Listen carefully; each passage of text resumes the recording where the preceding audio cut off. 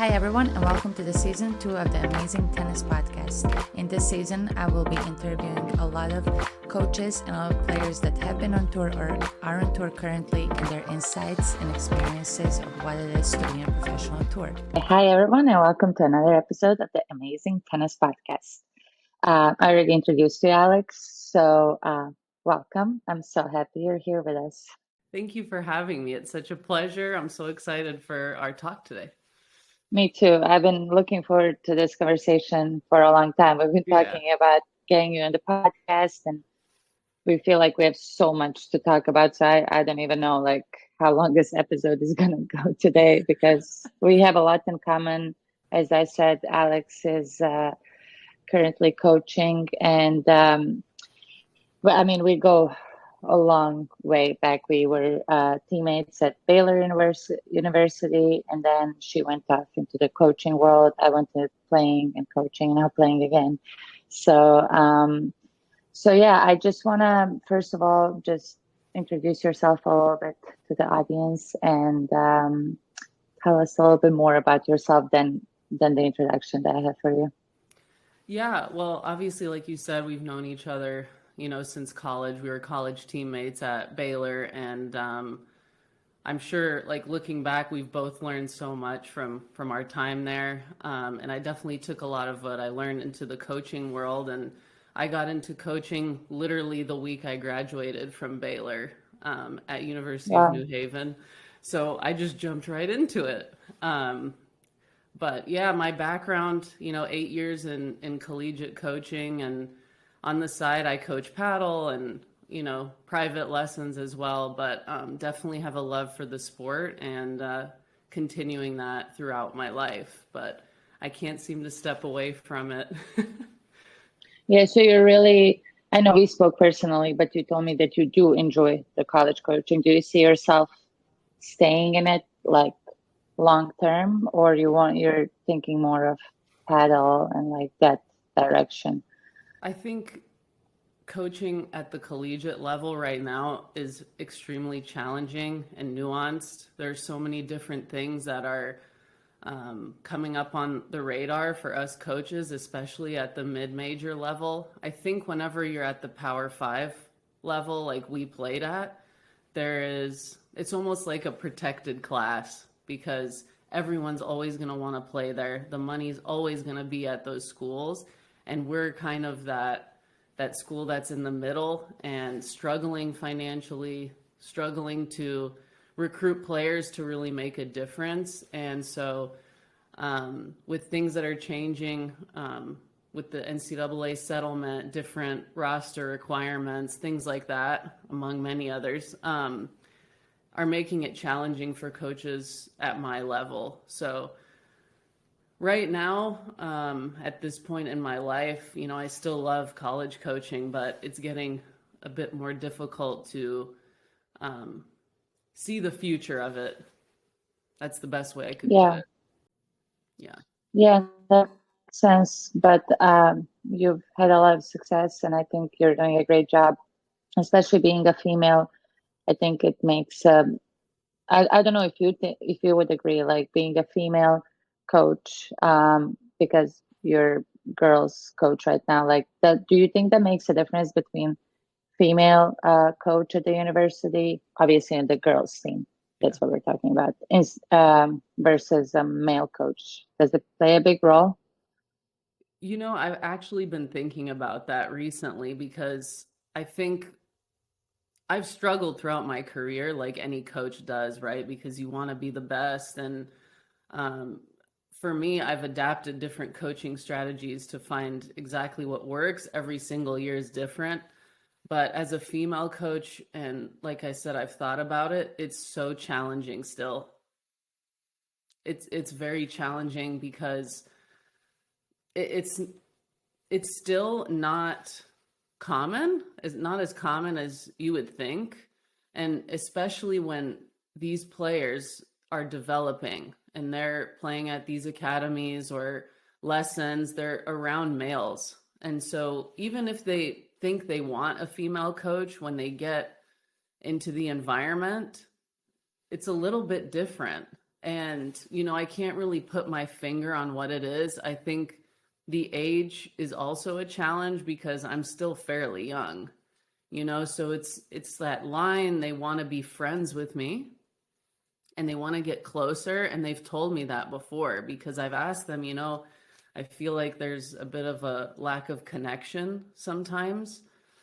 And I want to know how to fix it. And they're like, well, coach, we want to be closer to you and more friendly with you. And we've had that discussion at length, and how that's probably the most difficult thing, is keeping that line of respect but also growing that connection with them. Yeah, I can see that. I mean, I wasn't in the college coaching, but I've been coaching for many years, and I can see exactly what you're talking about. And I had another interview, another guest on my podcast, and we talked about that. And he said the percentage of like female coaches is like very low, like 20 something percent. Mm-hmm. But because it is tough, and I think also we don't get as much respect as the male tennis coaches, especially like you said, if we're younger.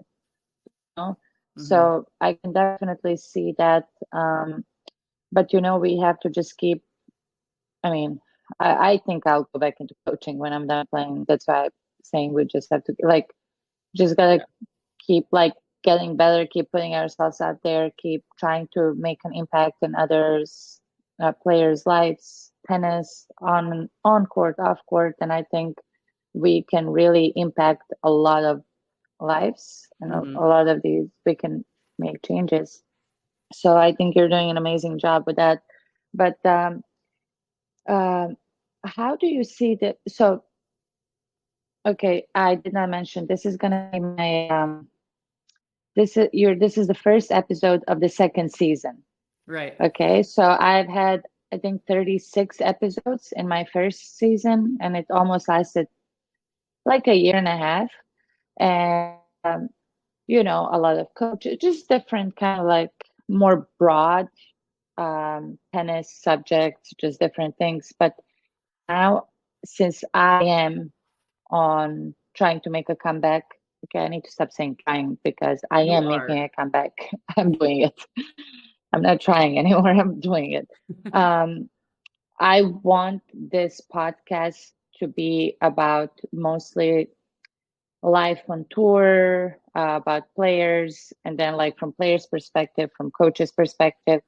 So I'm gonna have a lot of coaches, I'm gonna have a lot of players, but the subject is gonna be mostly about that. And I know me and you, we want to talk about a lot of things, but I needed my podcast to be more specific Mm-hmm. instead of kind of a little bit of everything, right? Yeah. Yeah. And I'm gonna do that this season, at least 20 episodes, and then see how it goes. And then God knows where I'm gonna be in my life then Right. and do it. So the questions today and the conversation today is gonna be mostly about that, since you have an experience as a player and as a coach. We're gonna touch up on both. Mm-hmm. So how do you see the game now from coach's perspective and from when you were a player? Like, how do you see the game differently? That's a great question. I see it differently in a few ways. From this end, you see just how important having a stable mental, I guess, game is. The mental side of the sport is so important. And I think from what I've seen with players I've coached, that's the weakest part. They, mentality is made up of a bunch of different things, but one of the biggest thing is the competitive mentality, how to compete appropriately. I think that is a huge piece that's missing, especially for women who are developing to be collegiate players, professional, having that competitive mentality that's healthy. That's something that I've seen a huge challenge with helping these players with. So competitive mentality that's healthy. In which way? Can you explain that a little bit more? When with women, they compete really hard and they want to win just as much as men. But the way they become their own worst enemy on the court is much more severe from what I've seen. They're so self-critical, and I've dealt with them channeling that into eating disorders, among other things. So there's not a healthy competitive spirit when they're on court. They take it inward and let it affect them off the court as well. So I think competing on court in a healthy, enthusiastic way is so important, and understanding what it means to be on the court and just playing in the moment in this match, point by point, and seeing it more as a challenge with yourself to help yourself get better rather than putting yourself down if you fail. I love that. I've been honestly going through that lately. Yeah. I mean, I feel like always in my tennis career, I kind of struggled with that.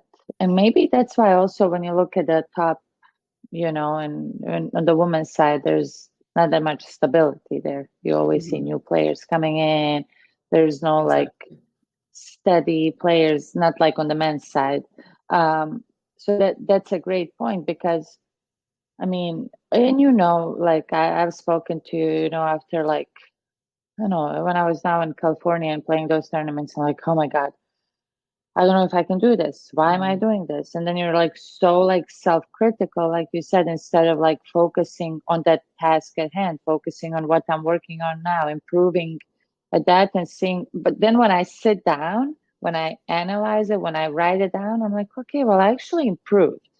I actually am getting better, and it is a journey and it is a process, but it's so hard on a day-to-day basis, right? Because tennis is just such a, I mean, it's a tough mental sport. Like this morning in practice, I'm like, okay, it wasn't going the best, yesterday I practiced great, but this morning was I was a little off, right? But I've been dealing with a lot of mental things and emotional things off the court in my personal life. And then I'm letting that affect me instead of, like you said, when I'm on the court, I'm on the court and be in the moment, be present. But how do you work on that?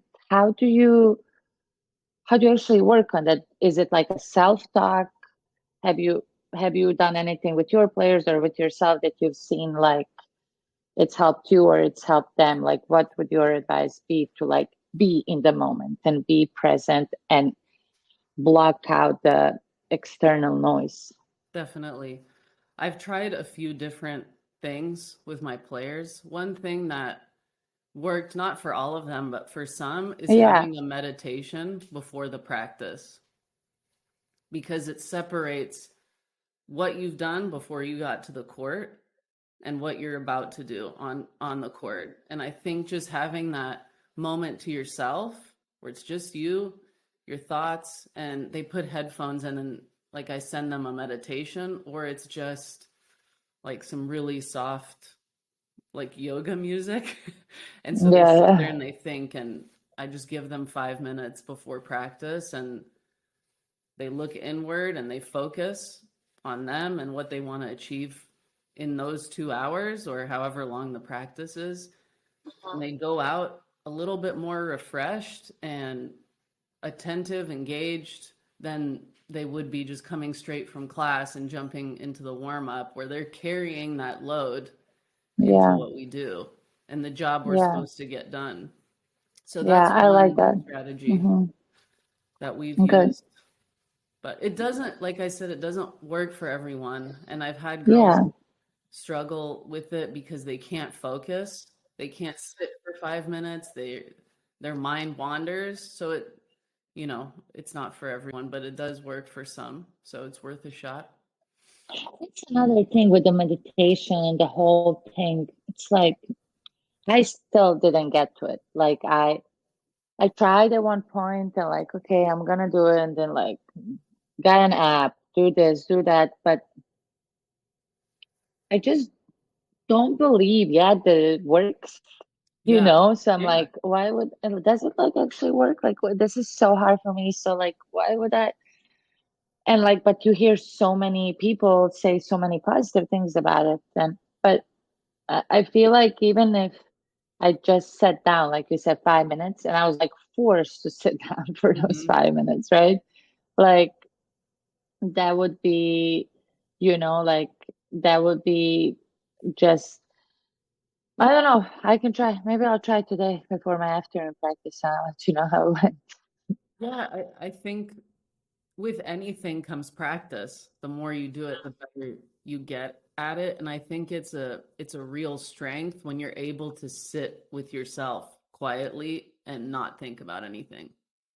Like, Can you do that? no. I know some people who get to that point. No, me neither. But like, but then also, okay, like I could talk about this all day, but like, why? If somebody told me and promised me, right? Like if you do this meditation thing and then you're gonna have like this, like it's gonna work, then I'll be like, okay, I'm gonna do it. I'm gonna do everything. But I just like I don't know, and if it's worth it, it's like I think you're just being mindful, and like all the breathing methods, all the breathing That's part of it. meditation, it's all part of it, right? It's all but it's constant work. It's not like do it once. Like the thing with me is I think like, oh, I did it like today. Okay, I'll do it like no, I have to do it tomorrow as well. But I'm like, oh, you Yeah, know? when you're trying different things, it's like, well, I've done this, I've done this, I've done this. You're checking it off your list, but are you really like committing to what it is that you're trying to get better at, whether it's the breathing meditation or whatever? Like, yeah, I can't go for Yeah. 5 minutes with Yeah. doing that, but I can do Hmm. two today and maybe for a week, maybe Exactly. 2 weeks, Yeah.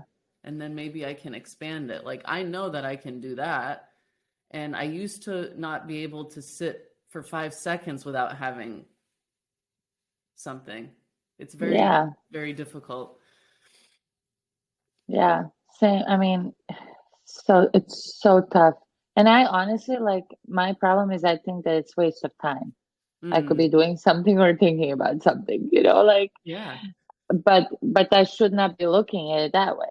Like it's actually going to benefit me so much more, and you're going to have so much more clarity in your head to do the right things and to keep going. It's a daily practice, and it's a daily, you know, I mean, like everything. Yeah. Meditation can mean one thing to one person, one thing to Yes. another. So if Yes. that means Totally. you're just sitting alone without your phone, without, any distractions, I think that's just as valuable because now the distractions are constant, constant, Yes. every second. Constant. Constant. I mean, just the world we live in right now is just it's constant. It's constant. It's non-stop. And like I literally came to practice this morning at 6:45 was my practice. And then like at like 7:30 I like just clicked to see what time it is because I'm trying not to use my phone in practice. Yeah. I mean, sometimes I do have to if it's like something with my kids or with work, like I have to, right? But I try not to, but like I click to look and then I see 22 notifications, right? I'm like, it's been 45 minutes at 7 in the morning. And I just like click to see and like message here, email. I'm Yeah. like, oh God, oh God. Like, and immediately you start like, okay, then I don't look, I don't look, I leave it.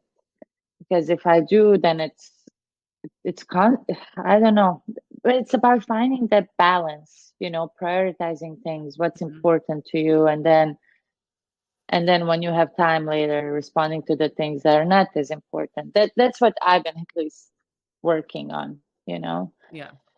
This episode is sponsored by MatchSet. MatchSet is an amazing company that provides players with incredible equipment and apparel. With MatchSet, equipment does matter, and they make sure it won't slow you down. Use code Tennis with Emma to get 10% of Match Tennis today. Well, or you want to say something? Well, the one strategy was meditation, Okay. but I think You have another one?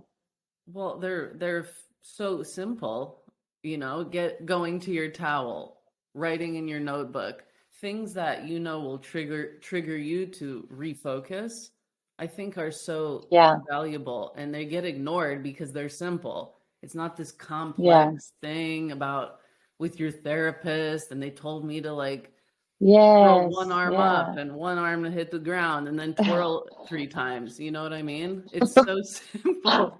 And we overcomplicate things.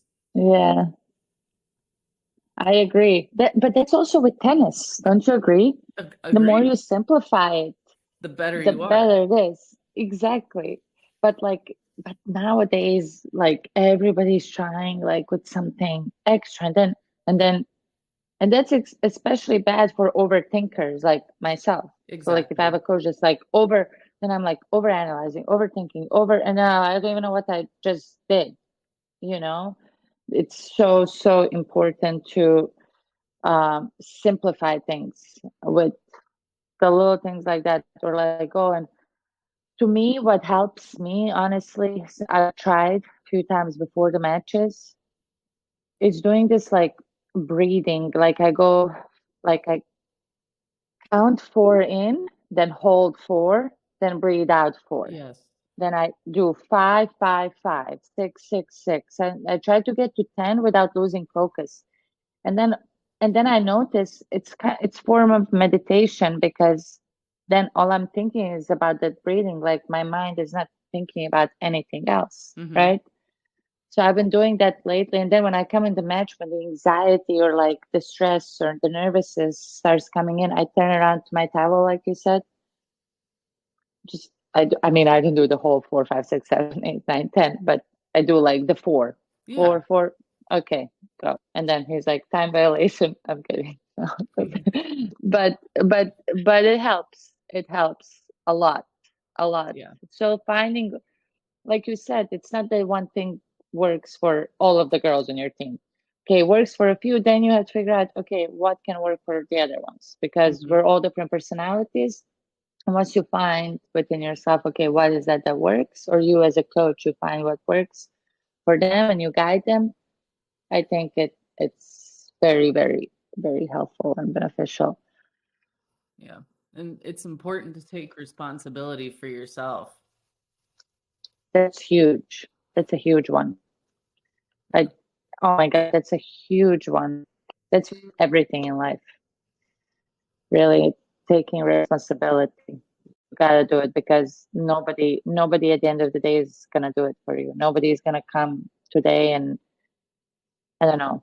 Nobody's gonna go to a gym for you. Nobody's gonna hit that forehand for you. Nobody's gonna do that breathing for you. You're the one that has to put in that work and take the responsibility. That's the bottom line. This should be a mental health podcast. It could be. What are you drinking? It's sparkling spring water. Oh, interesting. It's not an ad, everyone. And I have this one, San Pellegrino with tangerine and wild strawberry. That sounds good. A coffee.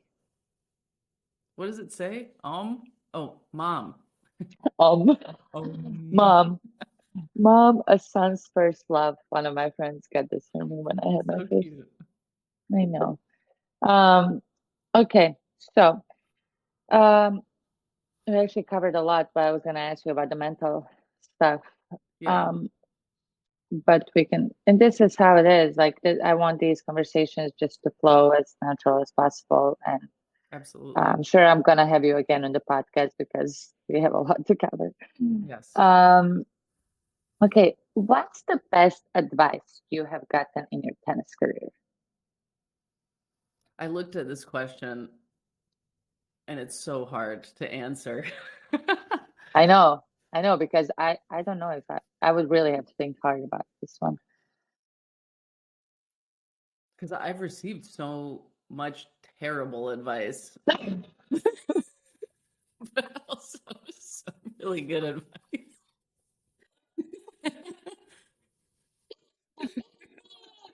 Well, we can talk about those too if you No, want. but sometimes you know how it is. You remember the terrible stuff because it's so bad, but you don't remember the good. It's so sad, actually, but it's so true.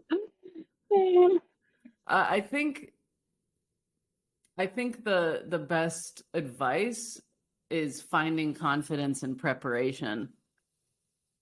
And I think that was Coach Scrivano who said that. Oh, wow. Shout out to Coach Scrivano Taylor. Yeah, he had a lot of really good one-liners like that. Yeah, that's true. Which is good because they're effective, you know? Yes. But yeah. I don't remember them though. Confidence is found in preparation. And it's I also like that. Preparation is in your control. Yes.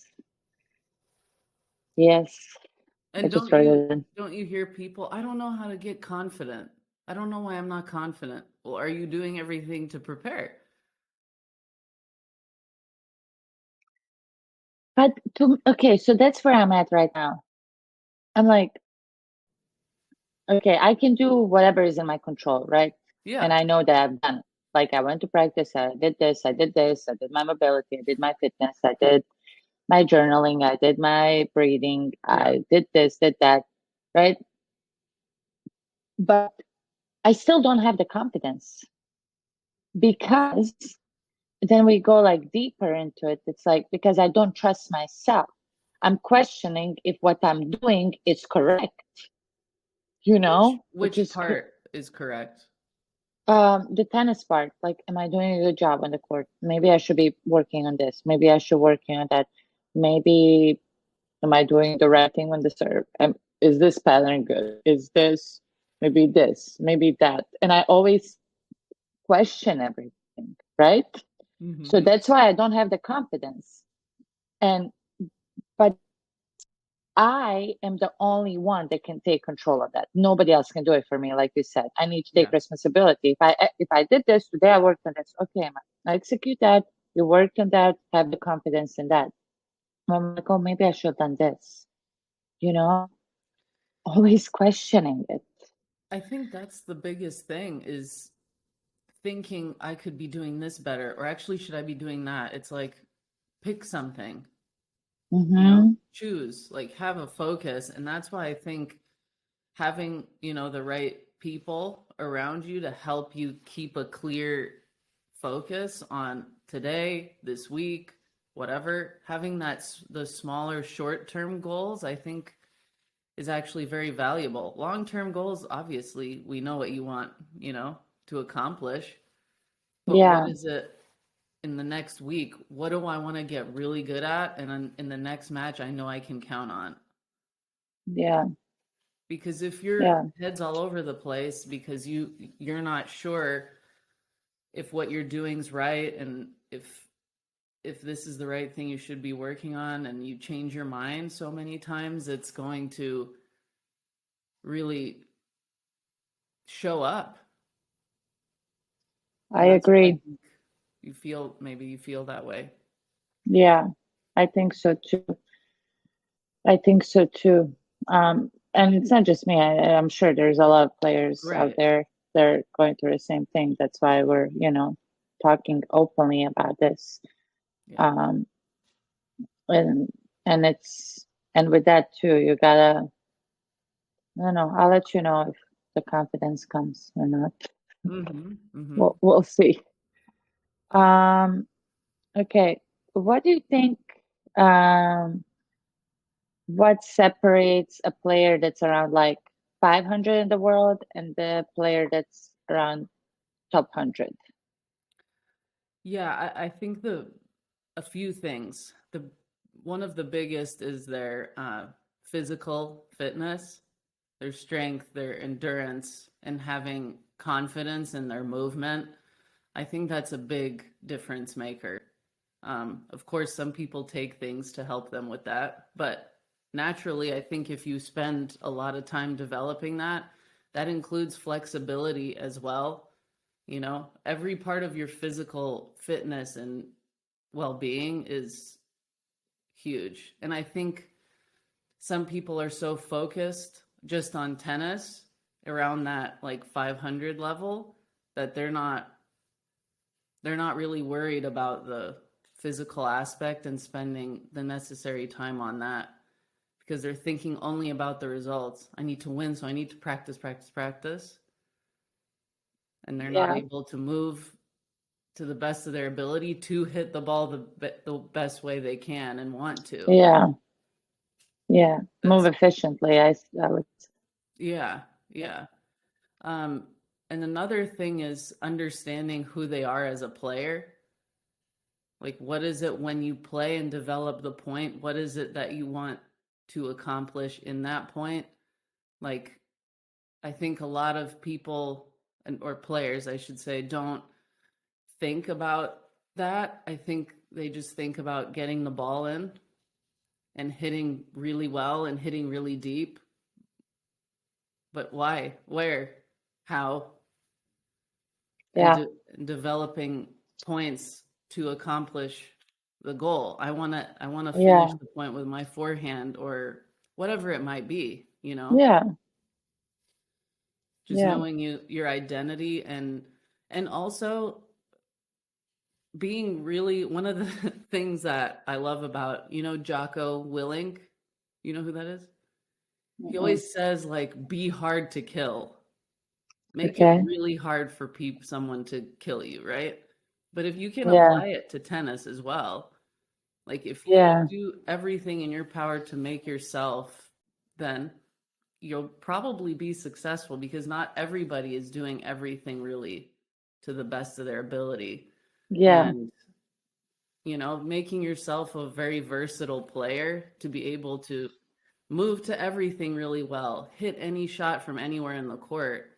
There are gaps in the lower levels, I think, that kind of are big. And that's why I see now, you know, I haven't been on tour in a while and paying attention. I mean, I haven't been around the girls that are top 100 really now. So, I mean, top 200, But honestly, like between like a 500, 200 girl, there's not a big level change. It's really not. And I just spoke to one of the girls that's been on a tour for a while. She's like, Emma, I don't know. I was at the Roland Garros qualies like a few weeks ago, and I played a girl that's, I don't know, she passed qualies and main draw. She's like, I played a girl that's 70 in the world. I was up like a set and 4-1. And she was like, okay, but like, it wasn't like that good of a match, right? But then like 3 weeks before that, I was playing a 25K in, you know, somewhere where it wasn't even live streamed against a girl that's like 700 in the world. And she's like, I had one of the best matches ever, right? But it's not recorded anywhere. It's not like, but she was saying how like you gotta like keep going and keep playing. And it's just like those few important points that, you know, turns the match around. And I've noticed that so much in my matches too. It's like, I mean, every match that I played, I'm like right there, right? It's not like I lost any match like easy. I'm like, okay, she killed me, right? I'm like, I could not do anything. It's like there, but like I don't use my chances when I have them. And the next 2 points is like boom, boom. I'm like, oh, well, I had the chance to go up 5-3, but I didn't use it. So now she won those 3, and now it's 4-all, and now it's 6-4, and it was supposed to be 5-3 for me, you know? Yeah. And I feel like I'm gonna sound morbid, because it's, when I think about things, I don't know why I think like when you're competing in a sport, it's like a battle, right? A war, you know? Yeah. When I think about what you just said, that's something I had thought about too, mentioning is who's able to draw first blood, which means who's able to take, exactly.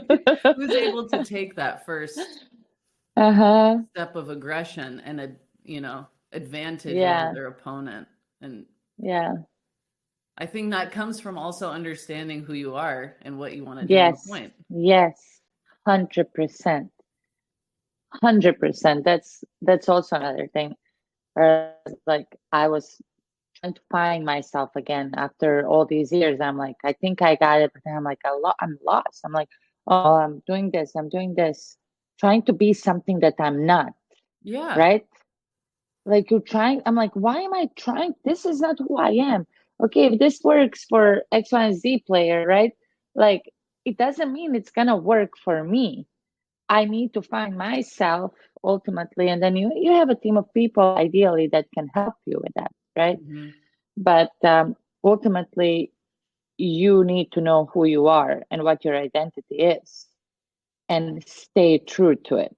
Exactly. You know, and it's not always going to be great. It's not like, okay, I know who I am. Okay, this is great. No, like you're going to fail, Mm-hmm. but at least you're on this path and you're figuring it out.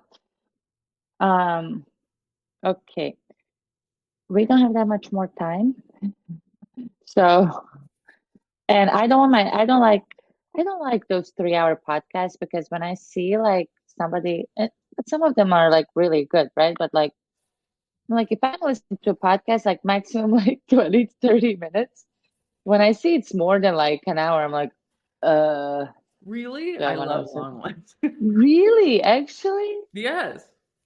Well, Huh. if it's But you, something I'm interested in, obviously. yes, yeah, yeah, you're not. Well, what time is it? I can't see. 154. Okay. Okay. So I'll ask you just three more questions. Okay. What is, so you are, how old are you now? I'm gonna be 32 in a few days. Yes. In 10 days. It's crazy. Okay, I'm right. Yes. Okay, good. Yeah. Yes, you are. And I'm going to be 32 in 20 days. So, what advice would you give your 20-year-old self as a My 32-year-old? my how old? 20. 20? My, how old? I don't want to even think about myself at 20 years. Oh God, I know. Trust me, I know. I know. Ah, I think the biggest thing I would try and point out to myself is to stay more grounded in my beliefs and knowing who I was or am, you know. I think at that age, it's easy to want to be what you're seeing other people are and try to have what other people have instead of saying like I'm good the way I am and I'm great and I have morals and I know my beliefs and standing firm in your faith I think is the Yeah. biggest lesson I would share with my 20-year-old self because I definitely strayed from that because of how things would look if I strayed. Well, I would have this and I would look like this and things that were not important. So I think that's a big that's a big lesson. Yeah. I wish I would have stood firm in my faith and was tougher with people who are trying to take me away from that. Yeah. I love that. I love that. I would totally agree with that. Um, okay. What is your favorite quote? It's funny Be hard to because kill. it'd be hard to kill, which is a great life lesson. Yes. Yeah. You know, in our locker room on that door on the door when you open it to leave, we had two doors, right? The Yes. first Yes. door on the back Yes. of that door Yes. it said success. I think it was a Winston Churchill quote and it said Yeah. success is not doing your best, it's doing what's required. Mm. And that's my favorite quote. And I put that in our locker room at Queens as well on the back of our Nice. door. Nice. Because it's so true. Yeah, it's Doing so your true. best. Oh, no, it's like sometimes doing your best isn't good enough. You have to do Isn't what's good enough. required. Yes. I think I just took a picture of it while I was there too. Yeah. Yeah. It's true. Like it I can't know. be more simple than that. Again, back to simple. People are always like, but I did my best, but I'm doing my best. Yeah, I tried. Well, where did that get you? You know what I mean? It's like a sometimes thing. I sometimes do what's required. Why don't you do it all the time? Yeah, exactly. Exactly. It's hard. I know. And only exceptional people enjoy doing the hard things. Yes. Oh, especially nowadays where like, I don't know, I'm a parent and like I feel like kids are raised to like have it easy, you know, and just have it like this. And it's like, how are you raising? I don't know. I even had a lesson last night because I still coach a little bit. I mean, I need to make money. I I had the siblings and the girl was okay, but the younger brother it's like pulling teeth, right?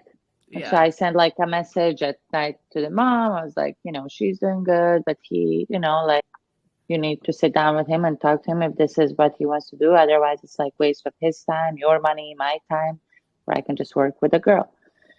She's like, I think she got offended, honestly, by my message. And she's like, he's interested. He just needs motivation. I'm like, okay, so I'm like a motivational coach here too, like, or a tennis coach and everything. That's the problem, Yes. like I'm there to coach. I'm not there to motivate him to be there. That's not my job. So, and it's like, okay, what do you do now? Are you honest and like tell them, okay, this, or you're just like, okay, yes, and then Well, that's the thing because stuff. you want to make money and you want to Yes. grow your clientele, but at Yes. the same time, well, I know for me it's super hard. I can't control my face, and it's very hard for me to control my mouth. Like to not just tell someone the truth. Yes. Yeah. Like, bluntly, because they need to hear it, but then with some people it doesn't matter anyway. It doesn't matter. Yes, so you have to pick. And ultimately, Alex, like as I'm getting older, like I really want to stay true to who I am and what I'm doing. So if I'm going to lose a client, I will gain something more. Like I'll get somebody else, a kid that's willing to be there and that wants to play. And maybe I'll make less, but I'm okay with that now, right? Mm-hmm. Because I don't want to waste my time.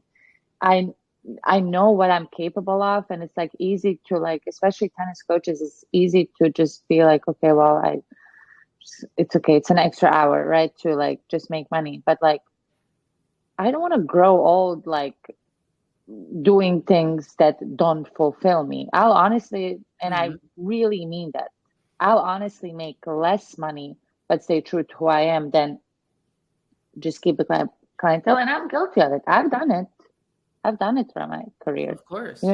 All of us we all have. Yeah. All of us have, because you need to make money and you can't, unfortunately, especially at the beginning of your career, you can't pick who you're going to work with. You're going to work with anybody to make money, right? But, if you're in a position that you can, then okay. So yeah, I think I'll have another conversation with the mom. Probably not over text, but just like in person next lesson or something. In person, but they're one of those that don't get it. So I know it's just going to be a waste. Yep. So probably. Yeah, it's okay. And it's even with like group lessons, I was telling Matt yesterday when I came home, I was like, I had the two sweetest kids in the group yesterday. And I was like, it's sad that I have to, like, I recognize kids that are respectful, that work hard and listen. Yeah. those kids stick out. Yes, That's 100%. insane. And then I have others that are the complete opposite, who roll their eyes, who walk away from you when you talk, or yes, yeah. It's tough. That's another thing. Totally other topic. Oof, for sure. Yeah. But Okay, and last one, just to close that. Well, you recommended recently a book for me, and I read it. It was great. It's called "It Takes What It Takes." Great book, love it. Any other books that you would recommend for our audience? It's a great book. There is another one, but it's about understanding today's generation and how to help them. Ooh, okay. I'm looking up the name now. It's on my Amazon, but I started it a few weeks ago, and it's very good. But okay, it shouldn't be controversial, right?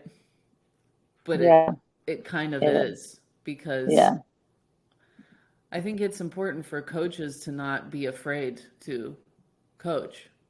Yeah. And true. Okay, well, while you find that, where can we find you on social media? Under what? Nowhere. I'm hiding. Okay, so she doesn't have any social media accounts. I know you're not big into it, but like, I don't know if you want to share. If you don't want to share, you don't have to. Yeah, I haven't been on X in like a year, so I'm not on that. What's that? Twitter? Oh, it's called an X? It's called X now, since Elon I Musk didn't even know. That's how much I know about it. I literally don't know. I never used Twitter.